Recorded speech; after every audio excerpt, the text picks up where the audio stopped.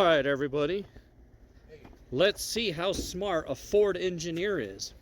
Here's all the stupid air filter. This thing's like fucking $90. Okay, yeah. And it mounts all stupid right here.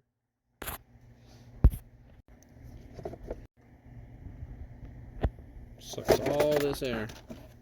There's this big old hole to this big old thing to be blocked. So when you slide this in,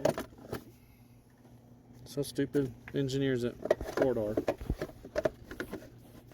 Get no intake, no air intake. So now once you get this in there, where's this suck air from? Got a flap to close that in. That's all sealed off.